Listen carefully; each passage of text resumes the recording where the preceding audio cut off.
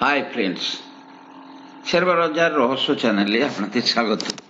আশা করি আপনারা ভালো আছেন এবং সুস্থ আছেন। ফ্রেন্ডস, কালকে আমরা নিফটির একটা আগামী 2-3 মাসের অ্যানালাইসিস করেছি। আজকে আমরা ব্যাংক নিফটির অ্যানালাইসিস করব।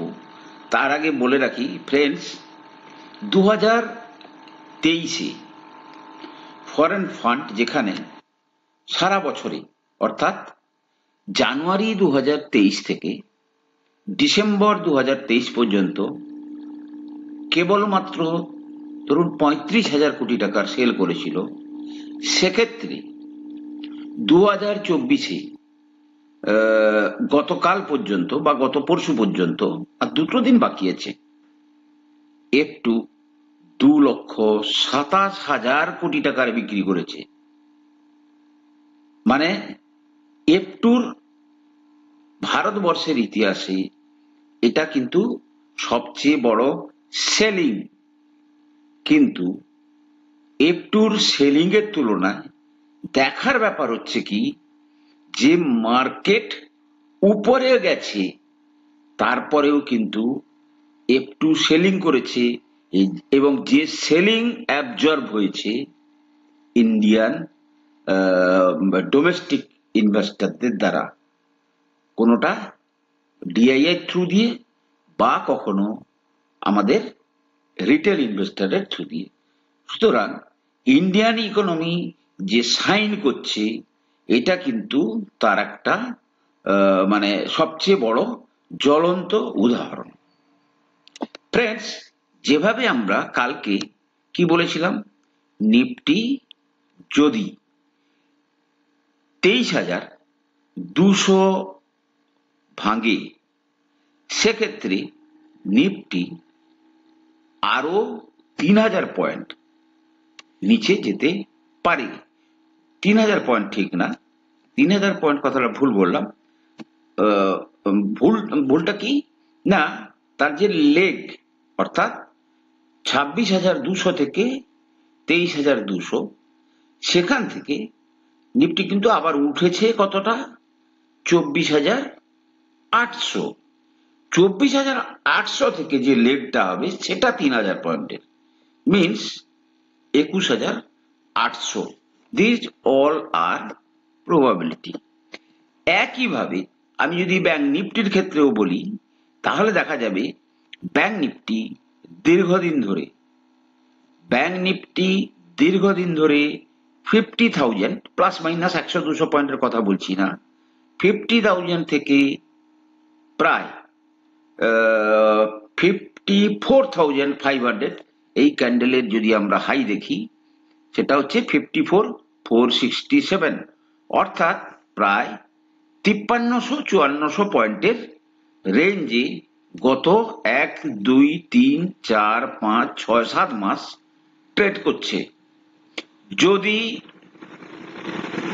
নিফটি ফল হয়, সেক্ষেত্রে ব্যাংক নিফটিও একইভাবে আরো 4,000 পয়েন্টের ফল আপনারা আশা করতে পারেন। সেক্ষেত্রে ব্যাংক নিফটি ধরুন 50,000 তার লোয়ার রেঞ্জ ছিল, তার থেকে মোটামুটি 46,000-এর প্লাস মাইনাস 46,000-এর প্লাস মাইনাস পর্যন্ত নিফটি আসতে পারে।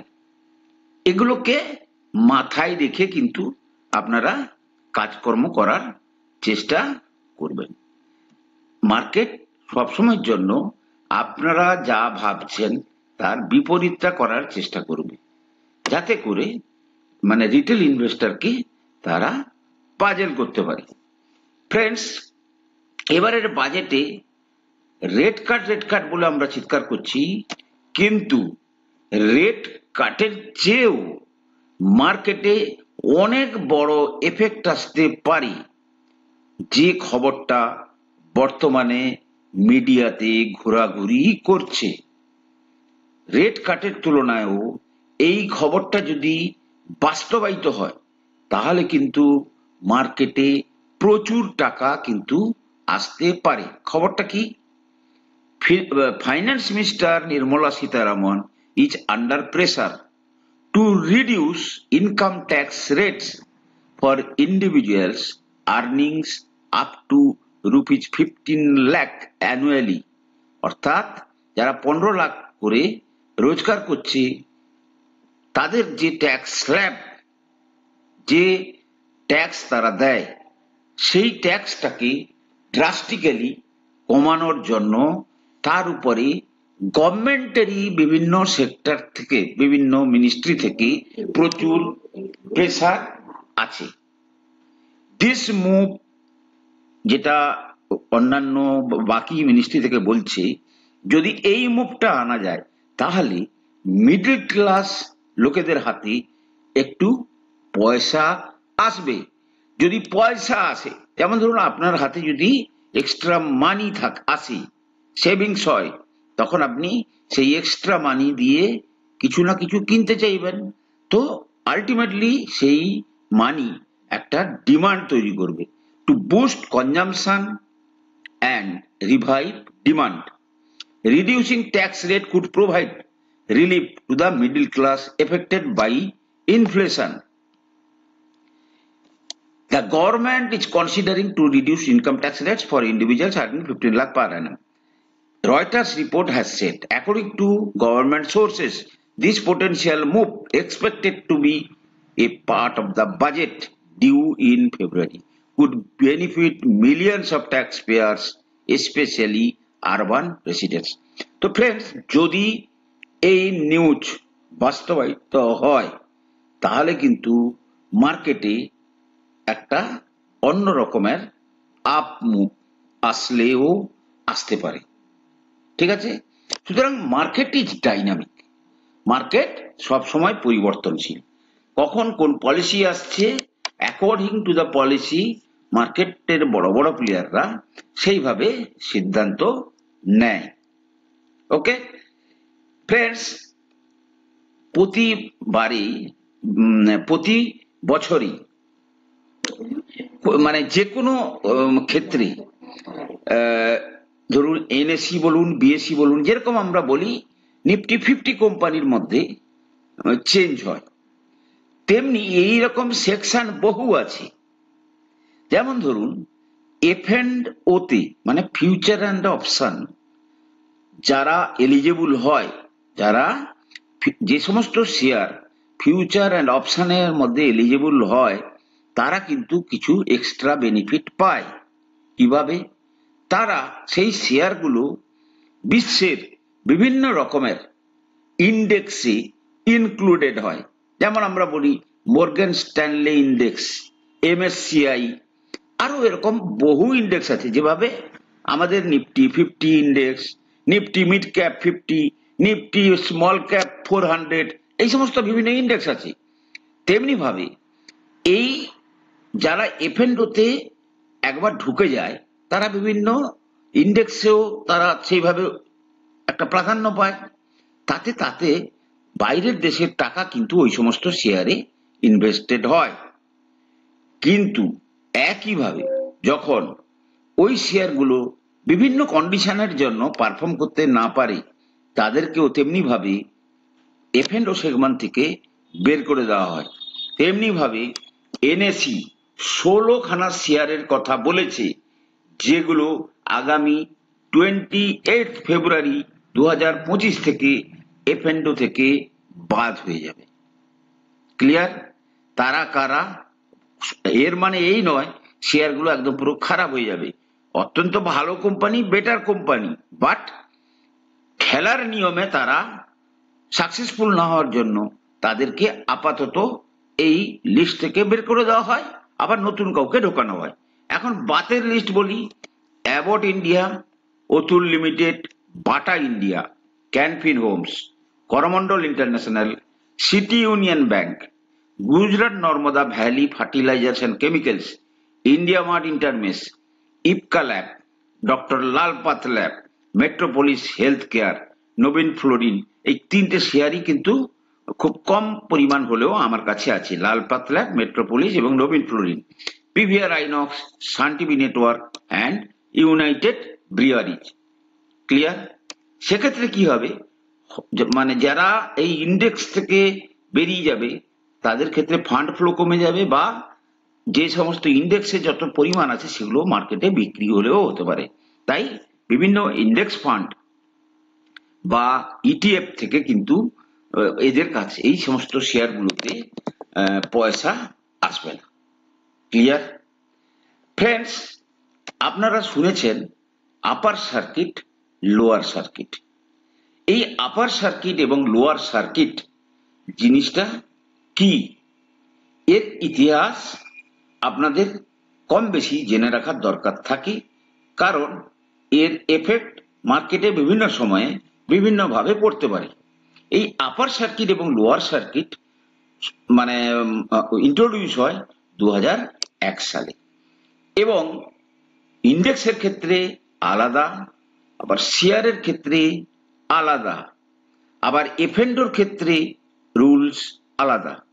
মোদ্দা কথায় যদি আপনাদেরকে কিছু ছোট হিস্ট্রি বলি, যখন 2009 সালে ইউপিএ সরকার ক্ষমতায় আসে, তখন ইন্ডিয়ান মার্কেট বিএসসি বা এনএসসি আপার সার্কিট হিট করে।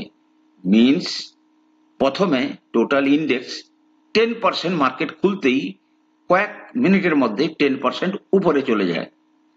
উপরে চলে গেলে যেখানে কেবলমাত্র বায়াররা থাকে, কোনো সেলার নেই, তারপরে একটা পিরিয়ডের জন্য, আধা ঘন্টার জন্য ধরুন, বা একটা পার্টিকুলার টাইমের জন্য একটা কুলিং অফ পিরিয়ড হয়। কুলিং অফ পিরিয়ডের পর আবার মার্কেটকে খোলা হয়। খোলার পরে নেক্সট যে সার্কিট 5%, অর্থাৎ 10%-এর পরে আবার 5%, একইভাবে সেখানেও হল্ড হয়ে যাবে। তারপরে কুলিং অফের পরে আবার খোলা হয়, তারপরে যদি আবার 5% লাগে, সেক্ষেত্রে দিনের জন্য ট্রেডিং বন্ধ থাকে। আপার সার্কিটের ক্ষেত্রে সবসময়ের জন্য এই বায়ার থাকবে, কিন্তু কোনো সেলার থাকবে না। ঠিক এর উল্টোটা কিন্তু লোয়ার সার্কিট। ক্লিয়ার? লোয়ার সার্কিটেও হিস্ট্রি আছে। যেমন ধরুন কি বলে 2008 সালে যখন লেমন ব্রাদার কোলাপস হয়, তখনও কিন্তু মার্কেট প্রায় 20% লোয়ার সার্কিট লাগে। বা করোনার সময় আমাদের যে করোনা নিউজের সময় ও কিন্তু লোয়ার সার্কিট লাগে। এবারে এটা গেলাম ইন্ডেক্সের ব্যাপারে। এবারে শেয়ারের ক্ষেত্রে কিন্তু একইভাবে দেখবেন কোন শেয়ার 5%-এর পরে তার সার্কিট, মানে সেদিন সেই শেয়ারে যদি আপার সার্কিট হয় সেখানে কেবলমাত্র বায়ার থাকবে, সেলার নেই। যদি লোয়ার সার্কিট হয় সেক্ষেত্রে কেবলমাত্র সেলার থাকবে, বায়ার থাকবে না। অর্থাৎ আপনি সেদিন কিনতে পারেন, লোয়ার সার্কিট লেগে থাকলে আপনি চাইলে কিনতে পাবেন, আপনি মাল পাবেন। আবার আপার সার্কিট যদি লাগা থাকে তাহলে আপনি সেখানে বিক্রি করতে পারবেন। তো এমনি ভাবে নিফটি, এনএসসি বা বিএসসি তে কোনো শেয়ারে 2%-এর সার্কিট আছে, কোনো শেয়ারে 5%-এর সার্কিট আছে, কোনো শেয়ারে 10%-এর সার্কিট আছে, কোনো শেয়ারে 20%-এর সার্কিট আছে। এফএনডো সেক্টরে, এফএনডো শেয়ারে সার্কিটের কোনো লিমিট নেই, চাইলে 30%-ও পড়তে পারে, 30%-ও উঠতে পারে। তাই সমস্ত পয়সা কোনো শেয়ারে লাগানোর ব্যাপারে আপনাদেরকে বারবার সতর্ক করা হয়। ক্লিয়ার? তো এই সার্কিট সেন্সটা আপনারা কিন্তু ক্লিয়ার করে রাখবেন। ফ্রেন্ডস, আপনারা একটা শেয়ার কত উঠছে, ও আচ্ছা 30 টাকায় কিনেছি, 50 টাকা, আচ্ছা আমার তাহলে এত টাকা বেড়ে গেছে। আপনারা কিন্তু যারা ইয়াং জেনারেশন, আমার প্রচুর স্টুডেন্ট আছে, প্রচুর, যাদের বয়স 19 থেকে 26-27-এর মধ্যে, প্রচুর স্টুডেন্ট, তাদের মধ্যে এই প্রবণতাটা আছে। শেয়ার শেয়ার শেয়ার কতটা বাড়ছে কমছে, বাট আন্ডারস্ট্যান্ড দ্য বিজনেস। আপনি দেখুন কত কোটি টাকার কোম্পানি, ধরুন 4,000 কোটি টাকার কোম্পানি। আপনি ভাবুন 4,000 কোটিটা 40,000 কোটি টাকা হলে আমার পয়সা কত গুণ হবে। অর্থাৎ আমার 4,000 কোটি টাকার কোম্পানিটা 40,000 কোটি টাকা হতে গেলে যে বিজনেস পোটেনশিয়ালটা তার মধ্যে থাকার দরকার আছে, সেটা কি আছে? তো মূল লজিক হচ্ছে কি, যে বিজনেস পোটেনশিয়াল অফ দ্য কোম্পানির ব্যাপারে আপনাদের যে দূরদৃষ্টি, সেটা কিন্তু অত্যন্ত তাৎপর্যপূর্ণ। আমি আপনাদেরকে একটা টাস্ক দিচ্ছি আজকে, আপনারা জেনে বলবেন, স্টাডি করে বলবেন। যেমন ধরুন একটা ছোট্ট কোম্পানি সার্ভোটেক, ঠিক আছে? আপনারা বলবেন যে সার্ভোটেকের বিজনেস এবং এই বিজনেসটার পোটেনশিয়াল কেমন। বলে রাখি, বিজনেসটা বলি, তারা কি করে, বেসিক্যালি সারা ভারতবর্ষ জুড়ে যত ইলেকট্রিক ভেহিকেলের জন্য চার্জিং সেন্টার বানানোর নাম্বার 1 কোম্পানি। অর্থাৎ যে কেউ চার্জিং ইনফ্রাস্ট্রাকচার বানাতে চাইলে তাদেরকে বেশি অর্ডার দেয়, তারা খুব ফাস্ট চার্জিং সেন্টারগুলো বানাতে পারে, প্লাস তাদের মেনটেন্যান্স। তাহলে আপনার দূরদৃষ্টি কি বলছে, যে এই কোম্পানি আগামী 10-15 বছরে তার বর্তমান যে পজিশন আছে, সেই পজিশন বর্তমানে তার কি পজিশন আছে, ধরুন আজকের দিনে দাঁড়িয়ে তার, ধরুন মার্কেট ক্যাপিটাল, দেখুন আমি কিন্তু টোটালটাই আপনাদেরকে একটা এক্সাম্পল হিসেবে বললাম। আপনারা ভাববেন না আমি সার্ভোটেকের ব্যাপারে আপনাদেরকে প্রমোট করছি, ঠিক আছে? আমি কিন্তু টোটালটাই অ্যাজ এ এক্সপেরিমেন্ট। 3,597 কোটি টাকার কোম্পানি। এবারে আপনাকে ভাবতে হবে, বা আপনাকে এই কথা ভেবে এই কোম্পানিতে ইনভেস্ট করতে হবে, যে এই কোম্পানির মধ্যে সেই ক্ষমতা আছে কি নেই, আগামী দিনের বিজনেসটা কিভাবে এমার্জ হচ্ছে, আগামী দিনে ইলেকট্রিক ভেহিকেল কিভাবে আসবে, বা বিভিন্ন ক্ষেত্রে এই চার্জিং ইনফ্রাস্ট্রাকচার কতটা গুরুত্বপূর্ণ এবং তার মেনটেন্যান্স কতটা গুরুত্বপূর্ণ। একই লজিকে আজকে আমি একটা কোম্পানির কথা বলছি, বর্তমানে যে কোম্পানি 36,000 কোটি টাকার কোম্পানি, বাট আগামী 10-15 বছরে এই কোম্পানির 3,60,000 কোটি টাকার কোম্পানি হওয়ার মতো দম রাখে। ক্লিয়ার? অর্থাৎ আমি যখন এই স্পেসিফিক শেয়ারটাতে ইনভেস্ট করার কথা ভাবছি, তখন কিন্তু আমি কালকে শেয়ার প্রাইসের মুভমেন্ট নিয়ে কিন্তু ভাবছি না। আমি ভাবছি আগামী 10-15 বছরে এই কোম্পানি আমার বর্তমানে 36,000 কোটি টাকা থেকে 3,60,000 কোটি টাকা যাওয়ার ক্ষমতা রাখে। এবং আপনারা যদি সেই ইতিহাস দেখতে চান, আপনারা দেখবেন বহু 1,000-2,000 কোটি টাকার কোম্পানি 2 বছরের মধ্যে 15-16,000 কোটি টাকার কোম্পানিতে কনভার্ট হয়ে গেছে। সেক্ষেত্রে দেখুন, একদম ছোট কোম্পানি তার চেয়ে বড় কোম্পানি হবে। আবার ধরুন যারা ডিআইআই, এফআইআই, তারা মিড ক্যাপ, ধরুন 20,000 কোটি, 30,000 কোটি, 40,000 কোটি টাকার কোম্পানিতে তারা কিন্তু ইনভেস্টমেন্ট করতে শুরু করে, কারণ তারা 20,000 কোটি টাকা থেকে 2 লাখ কোটি টাকা হওয়ার পোটেনশিয়াল আছে বলেই কেনে। যেমন আমি আপনাকে উদাহরণ দিচ্ছি, কবে এফআইআই ডিআই পজিশন নিচ্ছে দেখুন। আচ্ছা একটা কথা বলি, এই যেহেতু আমি এটাকে খুলেছিলাম, তাই এই শেয়ারটাতে মানে ওই যেটা দেখাচ্ছিলাম কিটা, সার্ভোটেক, এতে এফআইআই ডিআই কেউ আছেন কি একবার দেখে নি, জাস্ট মানে কিউরিসিটি। সার্ভোটেক পাওয়ার সিস্টেম, এতে এফআইআই ডিআই কেউ আছে? Yes, C. কে আছে? এফআইআই। আগে কিন্তু এফআইআই অনেক বেশি ছিল, পরে 2.45 পর্যন্ত এসে গেছিল, আবার 6 পর্যন্ত চলে গেছে। আর প্রমোটার হোল্ডিংটাকে কিন্তু মাথায় অবশ্যই রাখবেন। তাহলে যেমন ধরুন এই যে এই কোম্পানি, এক সেকেন্ড, এবার দেখুন আজকে যদি দেখেন এই কোম্পানিটাকে জেন টেকনোলজি, আপনি যদি 23 মার্চে দেখেন, সেখানে কিন্তু এফআইআই 1%, ডিআইআই নেই 0.15%। বাট আপনি যদি এবারে ডিসেম্বর এসে গেছে, গত ডিসেম্বরে যদি দেখা যায় 4.65% কে এফআইআই, ডিআইআই 3.09%। এই ডিসেম্বরে এসে ডাটাটা আপ টু ডেট হয়নি, কিন্তু সেপ্টেম্বর পর্যন্ত যা ডাটা, তাতে এফআইআই 6%, ডিআইআই 8%। মিনস তারা কিন্তু কোম্পানিটা যখন উপরে যাচ্ছে এবং তারা এই বিজনেসের আউটলুকটাকে বুঝতে পারছে বলে কিন্তু তারা এই কোম্পানিতে ইনভেস্ট করতে চাইছে। তাহলে মানে বুঝতে পেরেছেন, তারা কিন্তু একটা কোম্পানি যখন 2000 কোটি টাকা সেখানে কিনছে না, তারা কখন কিনছে, যখন কোম্পানিটা 6000 কোটি টাকার, সেই 6000 কোটি টাকার কোম্পানি ধরুন আজকে 20,000 কোটি টাকার কোম্পানি। কথাটা বুঝতে পেরেছেন?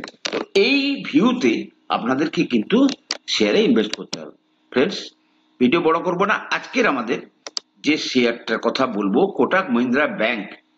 গত 1 মাস ধরে কোটাক মহিন্দ্রা ব্যাংকে কিন্তু হাই ভলিউমে অ্যাকুইজিশন হচ্ছে, অর্থাৎ প্রচুর প্লেয়ার এই শেয়ারকে কিনে তাদের ডিম্যাট অ্যাকাউন্টে ঢোকাচ্ছে। মিনস এইরকম পরিস্থিতিতে, এইরকম যখন পরিস্থিতি হয়, আপনি দেখুন এই রেঞ্জটাতে কিন্তু, এই যে রেঞ্জ, তাতে কিন্তু বা এই রেঞ্জটাতে দেখুন কিভাবে ভলিউম বৃদ্ধি পাচ্ছে। তার যে নর্মাল ভলিউমের তুলনায় আপনি দেখুন, আপনি দেখলে বুঝতে পারবেন আগের ভলিউমের তুলনায় এখন কিন্তু ভলিউম অনেক বেড়ে গেছে। সো এই ব্যাংকটার শেয়ারের দিকে কিন্তু নজর রাখবেন। হুট করে 20-30% রিটার্ন যে কোনো টাইমে দেওয়ার ক্ষমতা রাখে। আর শেয়ারটা বর্তমানে তার যে মানে প্রিভিয়াস হাই প্রায় 2250 থেকে প্রায় 20% নিচে আছে। ঠিক আছে, এই শেয়ারটার দিকে খেয়াল রাখবেন, এর মধ্যে কিন্তু অনেক বেশি পোটেনশিয়াল আছে। ফ্রেন্ডস, আমি কোনো সেবি রেজিস্টার্ড অ্যানালিস্ট নই। কোনো শেয়ারে কেনা বা বিক্রির আগে আপনারা কিন্তু আপনাদের ফাইন্যান্সিয়াল অ্যাডভাইজারের পরামর্শ নিয়েই কিন্তু শেয়ারে কেনা বা বিক্রির সিদ্ধান্ত নেবেন। ভালো থাকুন, সুস্থ থাকুন, কথা হবে পরের এপিসোডে।